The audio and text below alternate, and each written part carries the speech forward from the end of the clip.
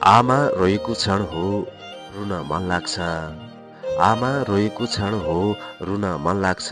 तिम्रै मनका पीडालाई धुन मन लाग्छ। निकै छटपटी थियो कुनै बेला आमाको। निकै छटपटी थियो कुनै बेला आमाको। पीडाहरू बाँडेर बराबर हुन मन लाग्छ। आमा रोएको क्षण हो रुन मन लाग्छ। तिम्रै मनका पीडालाई धुन मन लाग्छ। नमस्कार, जति पनि हाम्रो युट्युब च्यानल अथवा कार्यक्रम प्रतिभाको खोजीमा जोडिनु भएको छ सम्पूर्ण साथीहरूलाई धेरै धेरै हार्दिक स्वागत गर्न चाहन्छु। आजको कार्यक्रम प्रतिभाको खोजीमा दिपक लावडगिरिया जिल्ला बैतडी हाल कामको सिलसिलामा साउदीबाट यी मुक्तकहरू लेखेर पठाउनु भएको छ। सम्झना छ घर परिवार इष्टमित्र आफन्त सबैलाई। अनि उहाँले यी पठाउनु भएका मुक्तकहरू यसरी उठान गरिएका छन्। जीवनको गोरेटोमा काँडा भए पनि हिँड्नै पर्छ। जीवनको गोरेटोमा काँडा भए पनि हिँड्नै पर्छ। कहिले नजिक अनि टाढा भए पनि हिँड्नै पर्छ। यसरी नै चलाउनु पर्ने रहेछ दुई दिने जिन्दगानी। यसरी नै चलाउनु पर्ने रहेछ दुई दिने जिन्दगानी।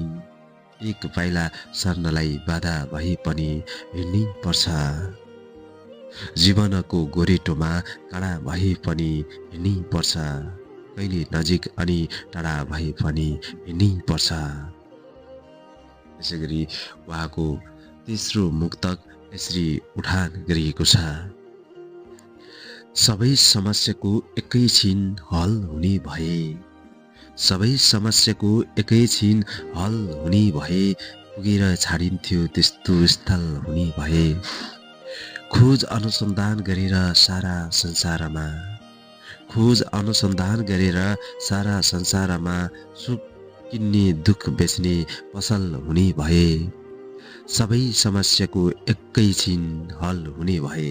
पुगेर छाडिन्थ्यो त्यस्तो स्थल हुने भए। दिपक लावडजीलाई धेरै धेरै धन्यवाद भन्न चाहन्छु। कार्यक्रम प्रतिभाको खोजीमा उहाँले लेखेर पठाउनु भयो, त्यसको लागि उहाँलाई हृदयबाट नै धेरै धेरै धन्यवाद भन्न चाहन्छु। तपाईहरुसँग पनि यस्तै खाली मुक्तकहरू छन् भने हामीलाई पठाउन सक्नुहुनेछ। पठाउनको लागि हो हामीले तल इमेल एड्रेस दिएका छौँ डिस्क्रिप्सनमा, त्यहाँ इमेल एड्रेसमा तपाईँ पठाउन सक्नुहुनेछ। अनि तपाईले पठाएका यी मुक्तकहरूलाई हामी पालै पालो वाचन गरेर लाखौं लाख श्रोतासम्म पुगाउने कोसिस गर्नेछौँ। तपाईको प्रतिभाहरूलाई उजागर गर्ने कोसिस गर्नेछौँ। अनि कस्तो लाग्छ कार्यक्रम, सुझाव सल्लाह प्रतिक्रिया दिनुहोला। प्रतिक्रिया दिनको लागि तल कमेन्टमा कमेन्ट गर्नुहोला। साथीहरू यदि मन पर्छ भने हाम्रो च्यानललाई like, share, subscribe, social media सब व्यापक शेयर पनि गर्नुहोला है।